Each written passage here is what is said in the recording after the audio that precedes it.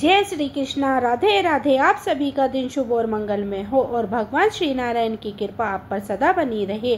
आज आप सुनिएगा वैशाख मास महात्म्य का अध्याय 28। आज के अध्याय में आप जानेंगे अश्वमेध की पूर्ति आकाशवाणी और भगवान के काष्ठमय प्रतिमा का निर्माण संस्कार तथा सांत्वना का वर्णन। राजा ने जिस प्रकार आकाशवाणी से कहा था वैसे ही व्यवस्था की थी। क्रम से 15वां दिन आते ही भगवान स्वयं 4 विग्रह में प्रकट हुए। भद्रभद्र, सुभद्रा और सुदर्शन चक्र के साथ भगवान जनार्दन दिव्य सिंहासन पर विराजमान हुए। भगवान के 4 दिव्य रूप से संपन्न हो जाने पर संपूर्ण विश्व के उपकार के लिए पुनः आकाशवाणी हुई। राजन, इन चारों प्रतिमाओं को वस्त्रों से भली भांति आच्छादित करके इन्हें अपने अपने स्वाभाविक रंग से प्राप्ति कराओ।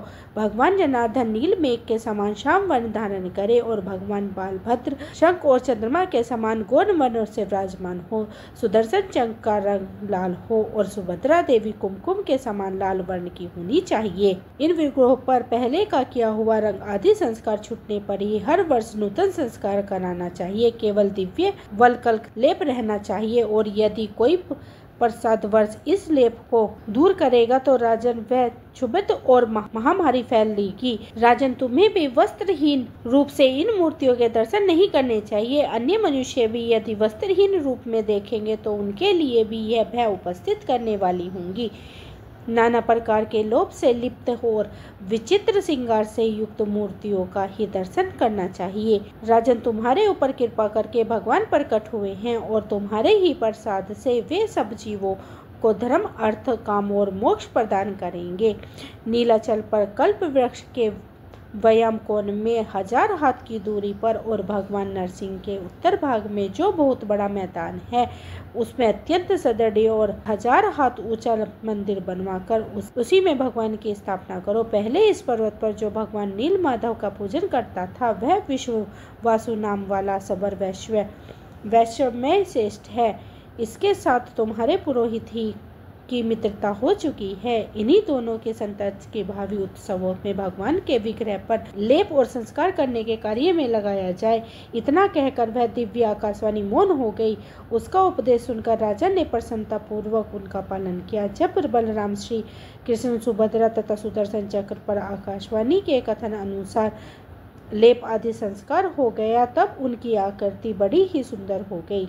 इसके बाद राजा ने महादेव का पर्दा खुलवा दिया। फिर सबने रतन सिंहासन पर विराजमान भगवान की झांकी के वस्त्र अलंकारों सहित उन भगवत विग्रह का दर्शन करके राजा इंद्रदमन आनंद के समुद्र में डूब गए और नेत्रों को कुछ बंद करके प्रेम के अश्रु बहते हुए हाथ जोड़कर खंबे के समान खड़े रहे। तब नारद जी ने राजा से कहा, हे राजन, कमल के समान नेत्रों वाले इस भगवान जगन्नाथ के दर्शन करो। यह भक्तों पर अनुग्रह करने के लिए संपूर्ण ज्ञान की निधि है। इन्हीं श्री हरि को देखने के लिए योगी लोग मन को संयम में रखकर सदा प्रयत्न करते रहते हैं। वे ही भगवान विष्णु आज काष्ठम शरीर में स्थिर होकर तुम पर अनुग्रह करने के लिए प्रत्यक्ष हुए हैं। इस करुणा सागर भगवान की स्तुति करो। नारद जी के द्वारा इस प्रकार सचेत किए जाने पर राजा इंद्रदमन ने करुणे में जगन्नाथ जी की स्तुति की। हे दया सागर मुरारी, कहाँ तो ब्रह्मा, रुद्र और इंद्र के मुकुट में मगन हुए आपके निर्मल युगल चरण विंद और कहाँ मलमूत्र, रक्त, मांस और हड्डियों से बना हुआ और चमड़े से ढका हुआ मुझ दीन का यह अधम शरीर। इस आसार संसार में भटके रहने के कारण मैं श्रम से व्याकुल हुआ हूँ। भला आपको मैं कैसे जानूं? देव, मैंने अपने कर्मों के द्वारा सुख भोगने के लिए जिन विषय भोगों का संग्रह किया है वे ही परिणाम में मेरे लिए दुख रूपी हो गए हैं। इसलिए मेरे समान दुखी दूसरा कोई भी नहीं है। हे प्रभु, यदि मैंने पहले कभी मन से या कभी उपासना की होती तो दुख भोगने के लिए बार बार नाना प्रकार के जन्म मुझे क्यों प्राप्त होते? मुरारी, क्या आपके चरण बिंदु से दूर रहने का ही यह फल नहीं है? संपूर्ण पृथ्वी के धन से भरा हुआ मेरा खजाना, सेना, मन के अनुकूल सैनिक, सैकड़ों स्त्रियों और निष्ठ राज्य, यह सब कुछ अपने तत्व ज्ञान से शून्य पशु के तुल्य मुझे अधर्म के लिए बड़ा भारी हो रहा है। इसमें सदा कष्ट ही प्राप्त हुआ करता है और दिनों पर दया करने वाले हे प्रभु, आपके स्मरण करने मात्र से ही जीव को मुक्ति हो जाती है। इस संसार में आपके सिवा कोई मेरा बंधु नहीं है। मेरी बुद्धि आपके चरणों बिंदों में कभी अलग न हो। आप सच्चिदानंद में परिपूर्ण सिंधु हैं, जो सहस्त्र नामों का भाग्योदय होने पर आपको पाया गया है।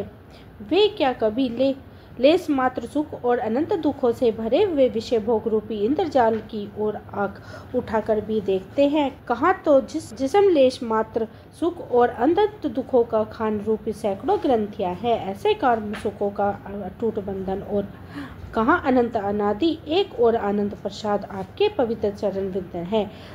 सब पर सौभाग्य कृपा करने वाले प्रभु, मूलभूत आप परमेश्वर को न पाकर तुच्छ कार्य के लिए बहुत भटकने वाले कलेश के ही भजन रूप मुझे अत्यंत आनंद रक्षा कीजिए। संपूर्ण विश्व के एकमात्र वंदनीय विष्णुदेव, वेदांत वेद्य अव्यय विश्वनाथ, आप ही समस्त पाप राशियों का नाश करने में समर्थ है। बलराम में श्रेष्ठ बलभद्र, आपका विग्रह सहस्त्र फनों के से आवृत है। आप ईश्वर हैं, मैं आपकी शरण में आया हूँ।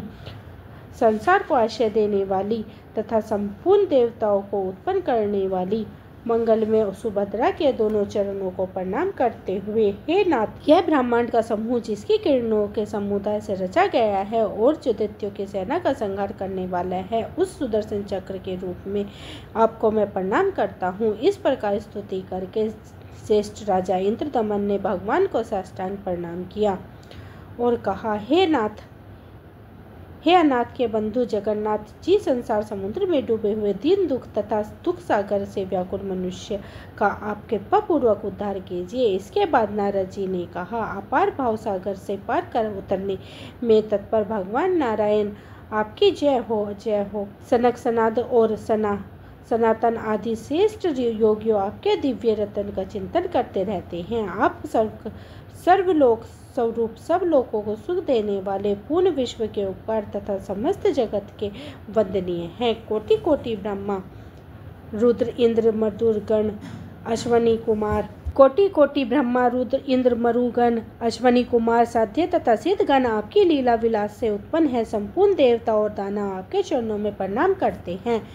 त्रिभुवन गुरु, आप किसी के भी पूर्णता जाने में नहीं जाते। आपको नमस्कार है, नमस्कार है। इसके बाद अन्य राजाओं, वेदों के रंगत विधान, श्रोत्र, मुनि, ब्राह्मण, क्षत्रिय तथा विद्वान वैश्य जाति के लोगों ने भी वैदिक सूक्त सूत्र पर पौराणिक सूक्त हो और स्वस्तिवाचक कविताओं से जैसे बना उसी प्रकार बालभद्र और सुभद्रा के साथ कमल नयन भगवान श्री कृष्ण का सांत्वन किया। इस प्रकार राजा ने पुरोहित जी से भगवान वासुदेव जी की कृपा के लिए सामग्री इकट्ठा करने के लिए कहा। फिर नारद जी के उपदेश से स्वयं राजा ने ही विधि एवं मंत्रोच्चारण के साथ एक एक करके उन सब विग्रहों के पूजन किया।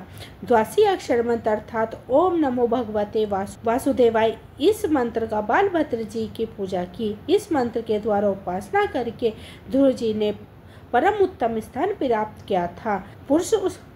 पुरुष सूक्त से राजा ने यथाशक्ति भगवान नारायण का पूजन किया और देवी सूक्त से सुभद्रा की और सुदर्शन संबंधी ऋचा से सुदर्शन चक्र का पूजन किया। इस प्रकार अपने वैभव के अनुसार भक्ति पूर्वक उन सब की पूजा करके भगवत प्रीति के लिए उन्होंने श्रेष्ठ ब्राह्मणों को दान दिया। इसके बाद राजा ने शुभ समय और शुभ नक्षत्र में नारद आदि श्रेष्ठ ब्राह्मणों की पूजन करके स्वस्तिवाचक कराया और जगन्नाथ जी का स्मरण करते हुए वास्तु पूजन पूर्वक शिल्पी का भी पूजन किया। भगवान श्री विष्णु के उस काष्ठ में अवतार को देखकर कृतज्ञ एवं पाप रहित हुए राजाओं को राजा इंद्रदमन ने बड़े आदर के साथ विदा किया। जय श्री कृष्णा। यह था आज का अध्याय, यही समाप्त हुआ। अगले अध्याय में आप जानेंगे देवता तथा ब्रह्मा जी के द्वारा भगवत विग्रह का सांत्वन और उनकी स्थापना का वर्णन। दोस्तों, ये थी आज की वीडियो। उम्मीद करती हूँ आज की वीडियो आपको पसंद आई होगी। वीडियो पसंद आई है तो वीडियो को लाइक करके परिवार और मित्र जनों में शेयर करें। मिलती हूँ इससे आगे के अध्याय के साथ। तब तक के लिए हरे कृष्णा, राधे राधे।